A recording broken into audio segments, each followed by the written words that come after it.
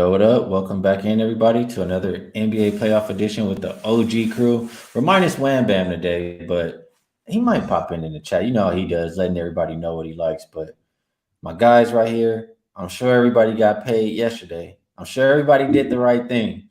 So I had a good day. I'm gonna kick it around Dutch. Did you do the right thing yesterday? Yeah, man. I'm sure as hell did. It was a dumb nation, great motherfucking business. And I almost fired that first quarter -2.5. I stayed off of it too because I thought kind of like a feeling I have on one of these games tonight. I was like, nah, don't be greedy. Just get in. Drop 2 units on the Warriors last night. It was a beautiful thing. And sometimes when I don't, sometimes you really like. I think all the time you're happy when the line moves, but you start getting a little scary. Maybe I didn't feel that way yesterday because I got it in at 5. Put it out at 5.5, and then I noticed it got up there to 6.5. It was creeping. So a lot of money was coming in on the Warriors, but I wasn't. At the end of the day, I felt like it was a clear Warrior spot. It was a matter of time before they ran them boys out the gym, and it's exactly what they did. So shouts out to the whole crew over there. Shouts out to Steve Kerr starting Mr. Green, and not motherfucking Draymond, So, in the corner, we're probably like, oh shit, Looney can only play 20 minutes. It was just one of those things where Steve Kerr pushed all the right buttons. And Clay showed up early, was nice and wet early. So we like to see that. And hopefully continue the momentum in. I told you the night before with the under on the Celtics game, had good vibes there going.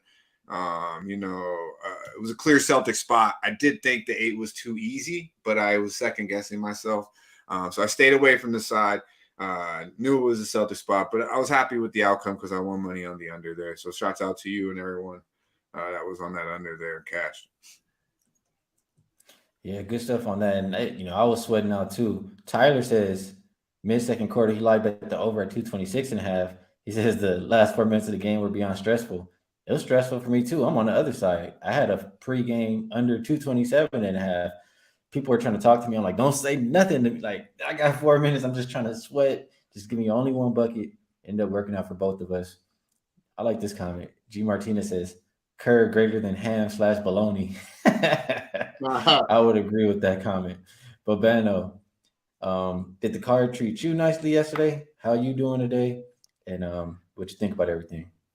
Yeah, it did. It was, yeah. I mean, Golden State just seemed like the obvious choice last night in Game 2, down 1-0 in the series, and they didn't have a great first quarter. But after that, they took apart the Lakers from that point on. They won convincingly, tied up the series, so that was good to see. The only thing I lost in that game was Curry over points, which actually fell just short. But the blowout definitely played a part in that. But we did have Klay Thompson over points. He had a huge 30-point night for the Warriors last night in that victory. And look, the Lakers too, this reminded me of the Memphis series where the Lakers won game 1 and then game 2 last night started to get away from them, and they could tell that, hey, it's not going to be our night. You could tell that the resolve was definitely decreasing from the Lakers as that game went on, and it got away from them, and they were held to less than 100 points, which is exactly what happened in Memphis in game 2 of that first round series as well. But like I said, it was a Warriors kill spot.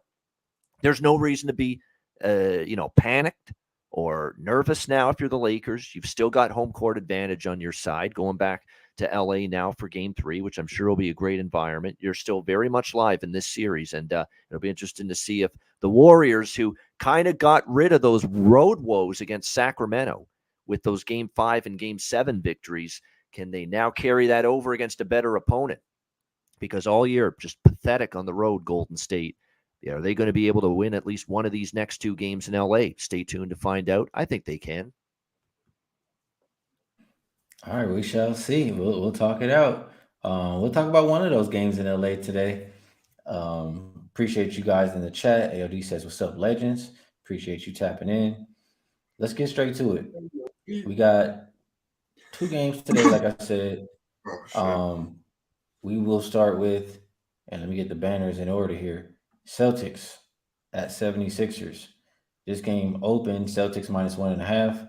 They're now 2.5 point favorites pretty much everywhere. Total open 214. We're looking at 215s now. As far as injury report, Embiid is game time decision, but I'm pretty sure he's going to play if he played in that last game. I'm going to go to Bobano first on this one. And, Joe Mazzulla said, after they lost that first game, everybody around the team, it was just, everybody was feeling pissed off and angry. And they definitely took it out on the Sixers in that last game. Do you think Embiid coming back is hurting them? Do you think he'll play a little bit better this game? How do you see Boston versus Philly? Well, definitely, they obviously liked having him back in game two, but I don't know if they liked what they saw from having him back in game two. Because to me, watching that game unfold the other night with Joel Embiid back on the court, there's still definitely some issues with him. Okay, because I thought his jump shot was not really crisp. I thought, his condition. He looked like he was winded at times. Trying to get up and down the basketball court in that game. And obviously, when he's out of the lineup, that's going to happen. It looked like it a little bit to me the other night. He didn't look like Embiid at his even close to 100% at times. And it looked like that. Now, the game turned into a complete, utter blowout in favor of Boston, of course, in game two. And that's why his, box score was only, 15 points he had. It was a modest performance by Joel Embiid. But I think part of it, too, was he looked like conditioning was a bit of a problem. He didn't look like he was comfortable. It's not easy to wear a knee brace, okay? Yeah, especially when you're not used to, playing through with it. And if you're Joel Embiid, I think that hindered him a little bit in game two. So I'd have some concerns about that moving into tonight's game if I'm the Philadelphia 76ers in this one. Now, as far as Boston goes, they had a huge bounce back performance in game two, which we expected, 121-187. Pretty sure that Boston was going to respond after that disappointing game one loss. I'll be brutally honest, too. I think part of the game one loss was no Embiid. It's going to be a nice, easy start to the series for us, and it didn't pan out that way. And give credit to old man Winter, Mr. Beard, James Harden. He stepped up in game one. He was absolutely spectacular and kind of back to the James Harden we're more accustomed to seeing in recent playoff years in game two. It's very interesting to see what's going to happen now for Philadelphia here moving. How is Embiid better now? Is being back at home going to help him out tonight? But to me, there's definitely some concerns about Embiid being less than 100%. And we saw, if he's not any better in terms of the impact he can make on the basketball game, tonight, especially offensively, I think he's still going to be able to do a lot of the things defensively he wants to do, like just him standing at the rim and, protecting the interior. He's going to be able to do that. This knee injury is not going to stop him from that. But from up and down the court, getting the jump shot off, he's going to have to be a lot of scoring around the rim because definitely it looked like it was hindering his ability to make jump shots the other night with that knee brace that Embiid was playing through. So, I actually lean to the Boston side here, even though you would think, kind of a zigzag theory in this series that maybe Philly off the loss bounces back here at home. But I just don't know if I can back a Sixers team, even as a slight home underdog in game three, when there's clearly visible signs of Embiid being less than 100% effective. And that's the way I saw it in game two.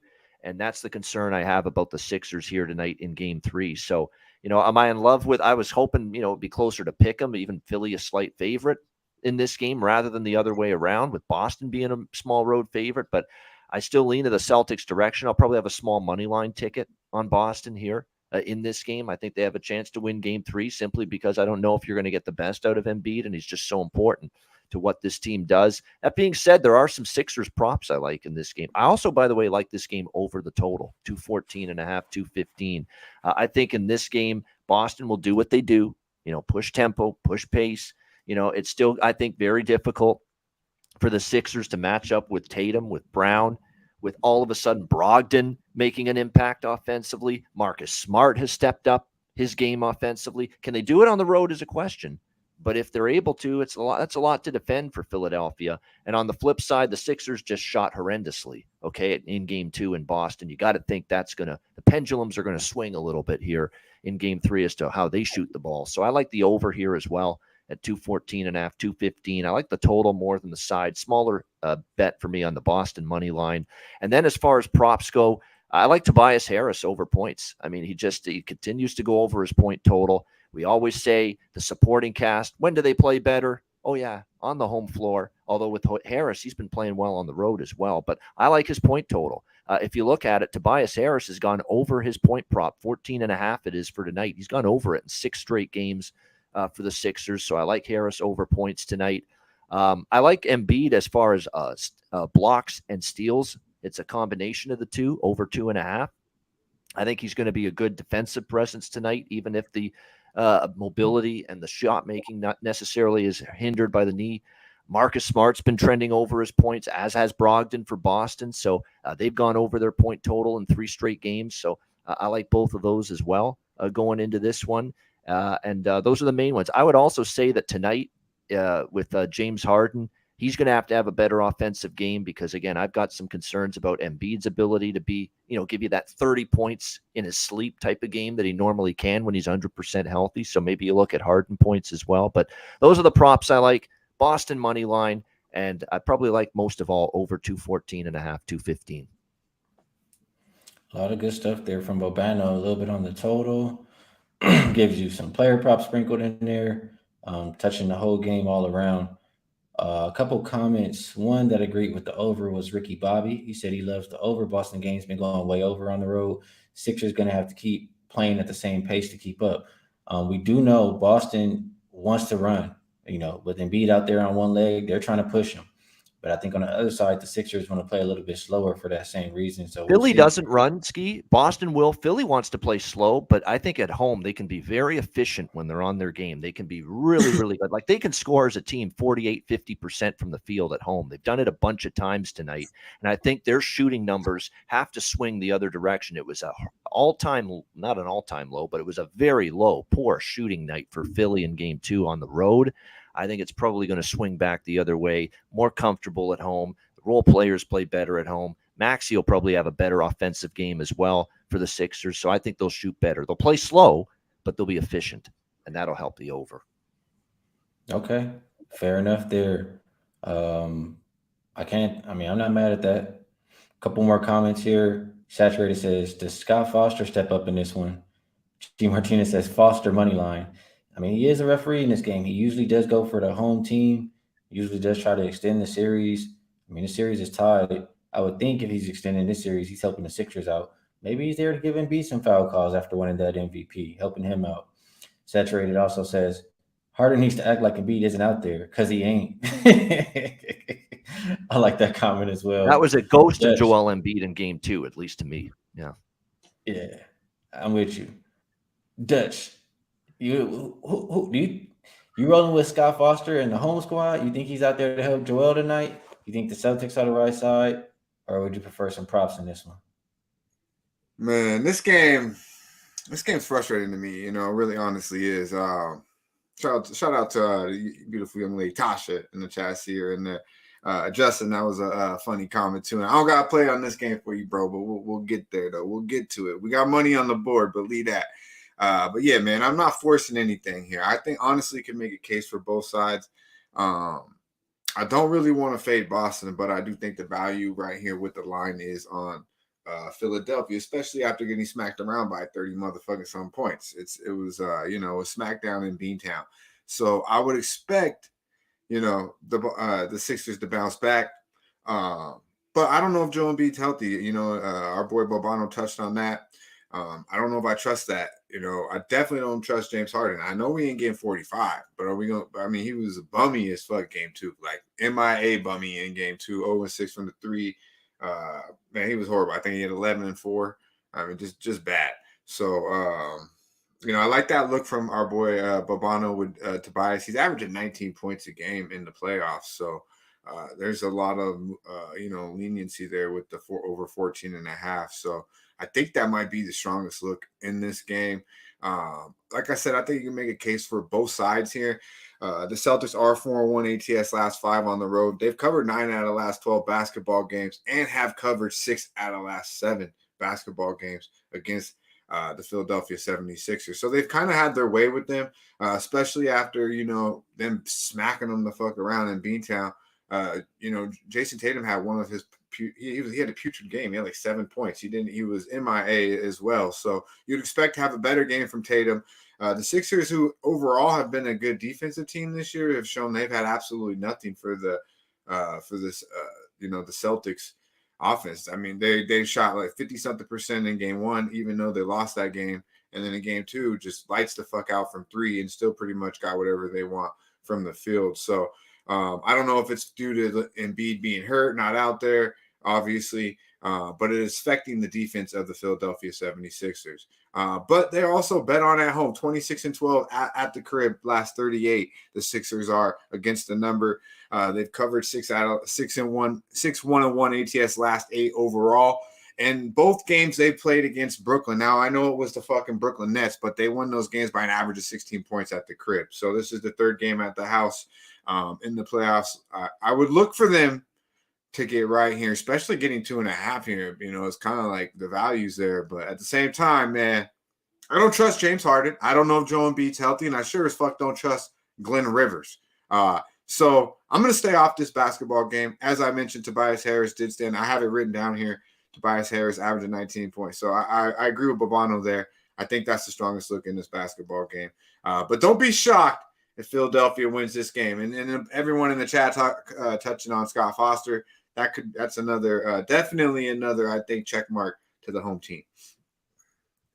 You know what's good about the Tobias prop? I'll just say one thing about it, why I like it so much. It's not just that he's gone over in 6 straight over his point prop, but we don't know if Harden's going to shoot well, because you never know with that fucking guy. You just never know. And then Embiid, if he's not 100% again, is he going to deliver his 30 points automatically? We don't know. Maybe not. So someone's going to have to do the bulk scoring for Philly, and that's the guy to step up, in my opinion. It would be Tobias. Yeah, it makes sense. It makes sense, absolutely. Ziggy Ball says, we've seen that the team that gets blown out usually bounce back big next game. I hear you, and the Sixers absolutely got embarrassed, but I'm in line with what Dutch is saying. Like, I don't trust Harden. Embiid is banged up. Doc Rivers is not a good coach. Like, I just don't trust this team. Even if, it feels like it should be a Sixers spot or whatever the case may be, I don't trust that team. I think the Sixers are the better. I think the Celtics are the better out of the two. And from what I'm hearing from them in the interviews, etc., they were pissed off. And that didn't stop just after tying the series up. They want the lead in this series. So that's kind of how I'm thinking. Derek says, will Boston role players play better? Tatum played like shit in game 2 and Boston won. I Need Money says, James Harden is 1-13 in the playoffs with Scott Foster referees. So maybe Scott Foster's out there. Another Chris Paul thing going there.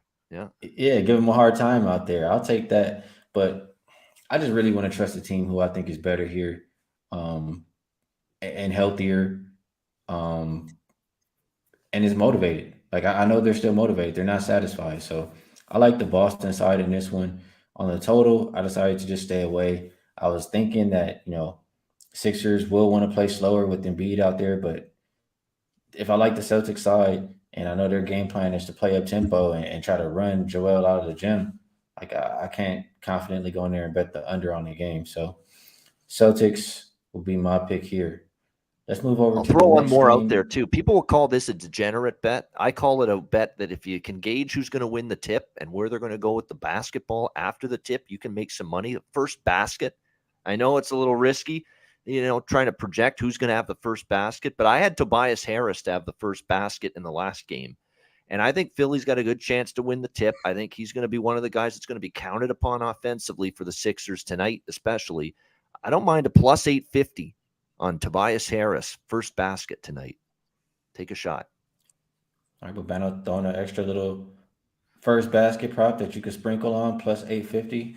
I don't ever like to talk anybody off, plus money like that. So hopefully he gets that first bucket for you. Then the Celtics take care of business after that. Next game up, 531, 532. Denver and Phoenix. This game open -5 for Phoenix. Is down to -4 across the board right now. Total open 225.5. We're looking at 224.5 as a consensus, or 225. It's kind of halfway as far as all the books across the board. Injury report, we do know Chris Paul is going to be out for this game. So I want to come back to my guy Dutch on this one. And we know how good Denver's been all year, but they don't have a winning record on the road. Phoenix is not that deep, but they had a good amount of days rest before this matchup. Can they bounce back in a desperation spot tonight? I believe so, man. I do believe so. Definitely like the extra, the little bit of rest they did have. Shout out to our guy Sam Comer in the building. I see you, my dude.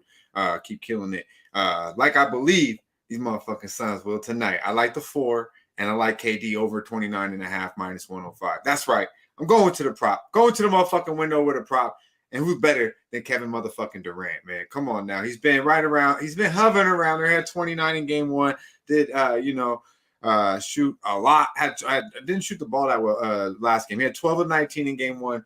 From the field, had 29. Game 2, shot 27 motherfucking times. Okay, had 24 points. I believe if we get 27 attempts from KD tonight, we're getting 35 plus, and that's what he is going to give him. It's going to be the KD show tonight. I really believe we're going to see a kind of a vintage game for KD. I expect DA to play big tonight as well. It's a must win here. It's a spot play. A lot of the trends, a lot of the shit when it's going to line up and say Nuggets getting 4 points. Oh, what the fuck, right? Come on, man. People are still going to the window betting the Nuggets, and the line is going the other way. I think it is what it is, man. These Suns aren't going to get swept. I don't believe they're going to lose 3 straight. And Denver has been a team that has been somewhat suspect on the road this year. But when it comes down to it, I think it's KD, man. I think Book's going to do his thing, but I think KD has a monster game. I think he attacks, gets more free throw attempts. Only had 2 free throw attempts last game, 4 in game 1. I want to see closer to 8 to 10, 8 or 9 free throw attempts from KD. Got to have a major game. I expect 35 plus from him tonight, and Sun handle business at the house. Get enough from the role players. Cameron Payne's got to do his thing. Craig's got to hit down the corner shots, play some solid defense. Press the right buttons, Monty Williams. You got guys on the bench. I'm tired of hearing about this shit. They're NBA players. You got NBA players. Damian Lee might have a big game. He might hit down. He might have to hit down, knock down some open threes. Terrence Ross, you can't push the button. Come on. Let's see what he's going to give us. He usually is a bucket. So let's see if he can't heat up. If he heats up, we know he can get going. So I would expect. I'm not relying on him. I'm just saying somebody off that bench is going to bring some energy at the crib in Phoenix. I know it's going to happen. I expect Cameron Payne to play decent minutes. But at the end of the day, it's KD, it's Book, and it's DA. And they're good enough to beat the Denver Nuggets at home, I believe, in a must-win situation. Both 6 games played this year. The home team has won every single game.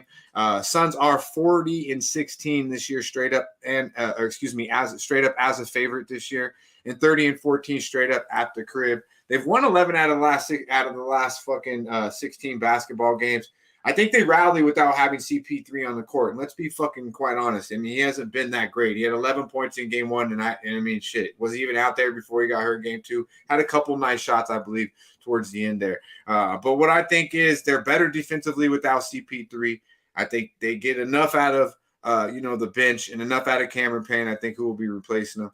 And it's KD Book Show, man. Suns handle business at the crib. They're also the Nugs are also 1-5 straight up last 6 in Phoenix, and 10-11 straight up as a dog. The Denver Nuggets are. So must-win situation. They will cover the 4, and KD over 29.5.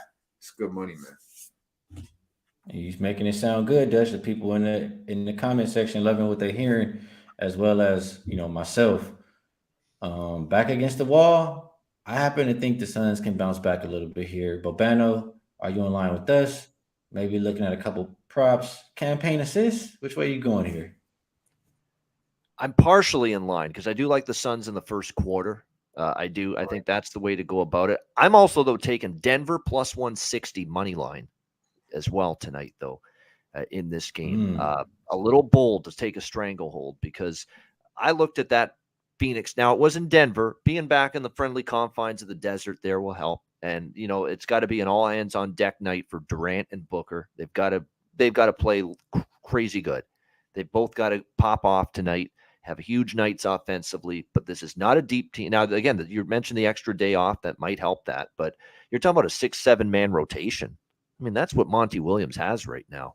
He doesn't have a lot beyond, KD and Booker. And you look at Chris Paul's absence, I think it's going to make Phoenix much weaker defensively, quite honestly, when you look at it. And I think, too, tonight, it's going to be more of an offensive type of mindset that the Suns have to try to get things going tonight in this game. But at the same point in time, I just worry about what I'm going to get outside of KD, what I'm going to get outside of Booker. And keep in mind, with Chris Paul gone, they're going to have to probably do more at the defensive end now as well. And Denver's just got all of these different options that have stepped up huge for them in the first two games. And, for Phoenix, if Durant and Booker have to be amazing, but I can't rely on who's and Cam Payne's going to have to run that show at the point spot very effectively. And by the way, and I'll get to the total, which I like as well in this game regarding that. But after Durant and Booker, it's Kogi. It's, DeAndre Ayton's going to have to give you something inside. Damian Lee, Craig, B squared, Biombo. You know what I mean? Shamit, there's a drop off here. There's who is going to get me a bucket? There's real questions I have about that for the Phoenix Suns outside of Kevin Durant and outside of Devin Booker. It really does concern me about Phoenix. So I think you're going to get Phoenix punching hard early. I certainly like them in the first quarter. I wouldn't even argue first half. Look at Phoenix. But I think when this game gets into the deeper waters, the third quarter and the fourth quarter, as long as Denver doesn't get to a point where they're down by like 15 or 20, if they keep it within, 10 or 12 at most and single digits, there's going to be some real pressure that's going to shift to Phoenix in the fourth quarter. And I think this very poised Denver team, which again, got nothing out of Murray in game 2 and still won that game at home. I think Denver could, if as long as they're hanging around in the fourth quarter with what I've seen from them in this series, I'm not sure this is that automatic. Oh, team down 2-0 back home is going to win game 3. I think they'll start off hot, Phoenix, but I've got questions about whether that will sustain itself for 48 minutes tonight in this game. And I just look at what I'm getting from Denver. I've got KCP. I've got Michael Porter Jr. Aaron Gordon's been good. Jeff Green's given them punch off the bench. Jamal Murray is certainly in line probably for a better performance after just 10 points in game 2. So I think it's Phoenix early, but I would not be shocked if Denver is still hanging around in a tight basketball game late in the fourth quarter tonight, which is why I took a shot with the money line. Screw the plus points. Took the shot with the money line with Denver here at plus 160. So I like Phoenix early, but I like Denver full game on the money line here, plus 160, because I still think there's real matchup concerns and depth concerns, quite frankly, with the Phoenix Suns at this point in time. Now, as far as the total goes, this is what I like quite a bit as well in this game. I think this is a way over adjustment down in the total. You saw the total in game 1. What was it? 227.5. They moved it up to 229 in game 2 because game 1 went over the total. And in game 2, we saw, and I'll be honest, I had the over in game 2. It didn't even come close. It had no shot. It was just one of those games. It was a slog type of game. The shot making wasn't great, and it was not even close to getting over the total in game 2. I think now they've over adjusted the other way. Total now has been moved down to 224.5. It's the lowest total in this series so far, 224 in some spots. I think this one goes over the total, quite honestly. And don't forget, with Chris Paul out, what does that mean? Less defense from the point guard spot. Cam Payne will push the ball more. There'll be a quicker pace. It's really going to drive up the pace, I think, on the Phoenix side, Chris Paul being out tonight in this game. So I like the over. Denver's going to push. That's what they always do. And I think this total's been over adjusted based on an extreme variance, low scoring game 2 result. And I'm taking advantage of it with over 224.5, which looks like a bit of a bargain to me. I would agree with that. I mean, the last game they were starting off running. They just weren't making any shots. So I think KD was over in the first quarter. Murray wasn't making anything. The pace was there early on. So I do think the pace will continue to be there because both coaches kind of talked about it. Malone has talked about it all year long. And I'm with you. I think it's a little bit too low. I would only go over the total here. The one thing I would push back on is, and it's tough because I don't think Phoenix is the deepest team, but they got a little bit of extra rest before this game. And in general, in the playoffs so far, they've been a really good third quarter team. So for that reason, I don't want to just, play the first quarter or first half. I want to play the entire game. So myself, I'll be on Phoenix -4, and I'll be on the over 224.5. Good stuff on that one. Now we have 2 games for Saturday, and it could just be quick thoughts. It doesn't have to be anything too much. I will go first, and don't have a whole lot here, but New York and Miami, I really just don't trust New York anymore. They don't shoot good enough for me, And I know Spoelstra's the kind of coach that can play the defense to force the other team to win from the perimeter. And I simply just don't trust New York to do that. The Heat back at the house, Jimmy Butler should be back in the lineup. I would prefer the Heat side. And I think the Heat, probably don't have a hard time scoring in this one. Their team total might be worth a look as well. For the Lakers and the Warriors, I need to do a little bit more work on this one. I did win on that last game with the Warriors. I had a big night yesterday. And you guys know what I like to do if I have a big night. So I got to take a little bit of time to double back and think about this and watch a little bit more film. But we know the Warriors are not the greatest on the road. They did what they had to do as far as respond in that second game. The Lakers are fine with where they are going back home 1-1. Um, I think you get a really big bounce back effort from Anthony Davis. And I think the rest of the role players, are going to start to play better at home. I think Reeves has looked like his legs are getting a little bit tired from chasing everybody around, maybe from chasing play around like that all game. But I just I like what I've seen from Rui. I think he should continue to get more minutes. Um, like I already said, I think AD will be more aggressive, and I'm just leaning right now. It's not a bet yet, but I'm leaning towards everybody on the Lakers side to do a little bit more to get the job done here in this next game. And as far as the total, Warriors play great team defense. They held the Lakers down pretty good in that last game. And all I kept hearing, when the reporters were asking LeBron and Lakers players about the game, like they weren't happy with how the reporters were talking about their defense. So I think that'll be a point of emphasis in the next game. And I think we'll see under the 227. So lean Lakers, lean under, lean Heat, maybe a Heat team total over. That's the way that I see those two games. I'm gonna go back to you, Bobano. What are you thinking in Knicks Heat, then Warriors Lakers?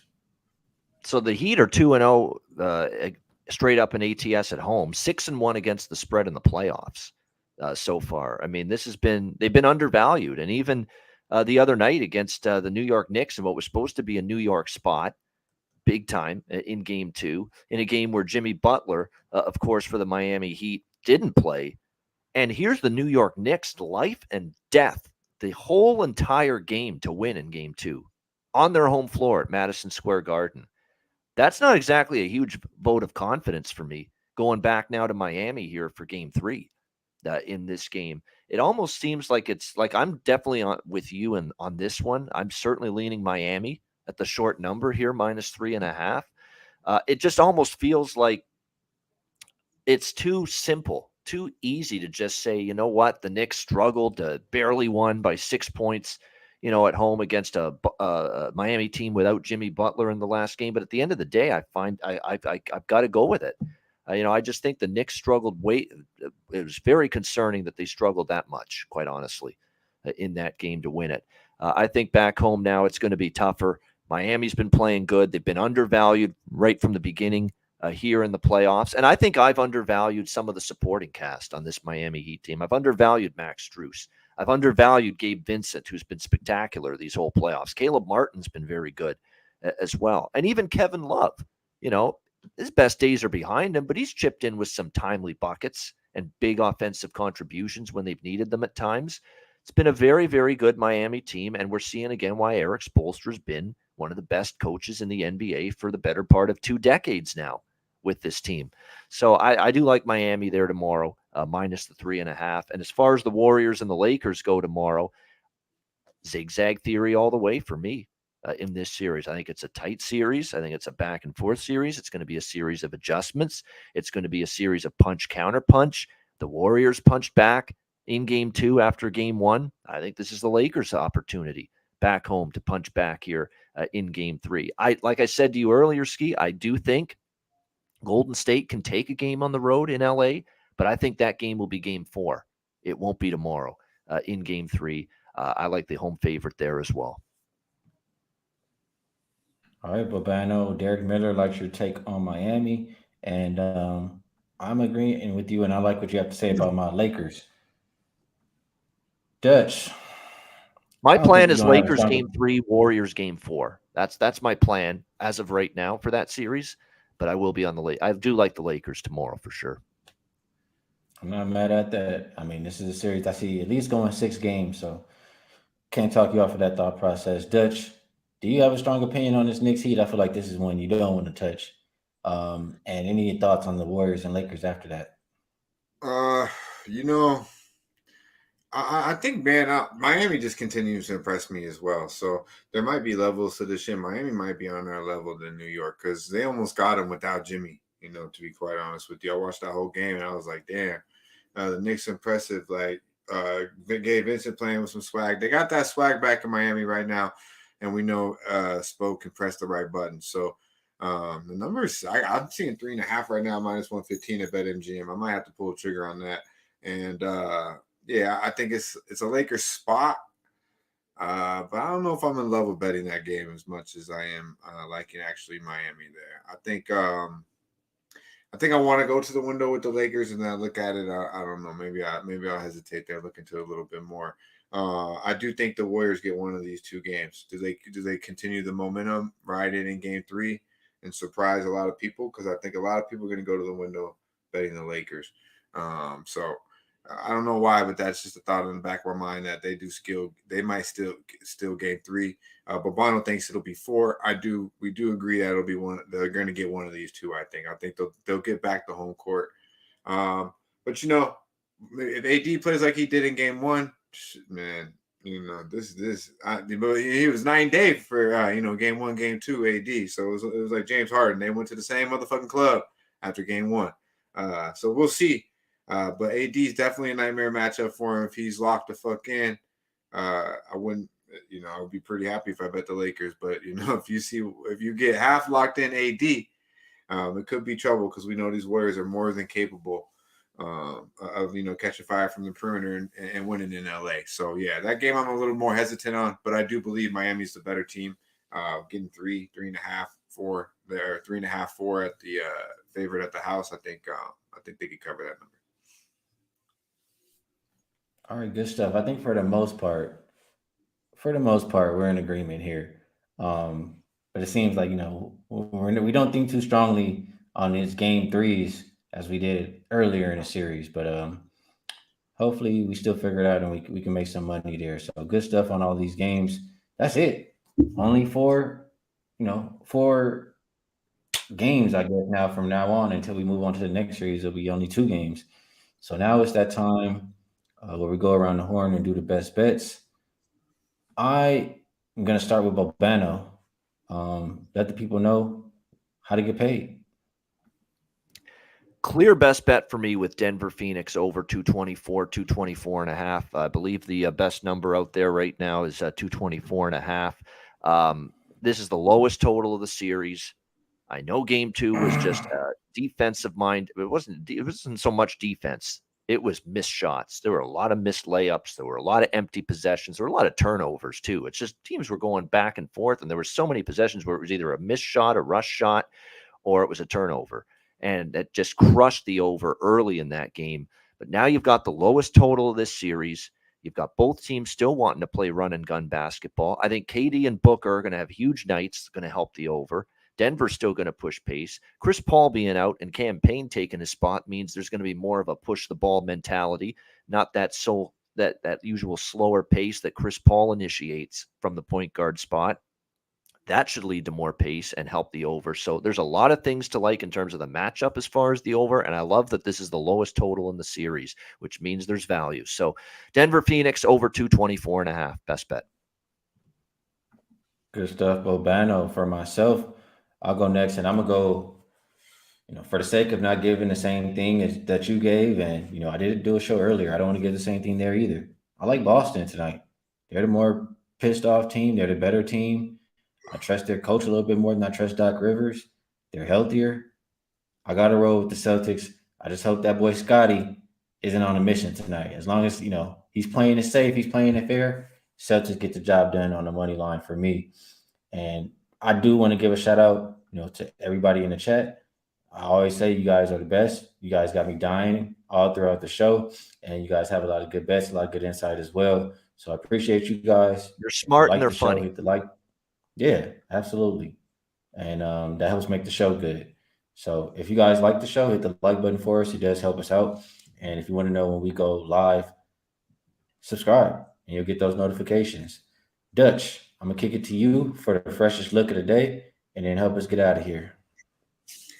Yeah, man. Freshest look, man. We're going to Arizona, and the sun will rise. It's gonna be the KD show, and then boys, you can book it, man. -4 is good money. Yeah, man. Be sure to lock us in right here. We'll be right back on Medicate Monday, doing the thing right here with the OGs. Have Wham Bam. I see you in the chat, my man. Appreciate you. Let's run it up this motherfucking weekend. Salute to everyone in the chat. Be sure to like, subscribe, and share the motherfucking video. Y'all stay fresh, stay blessed, and let's stay putting these motherfucking bookies to rest. Yeah, man.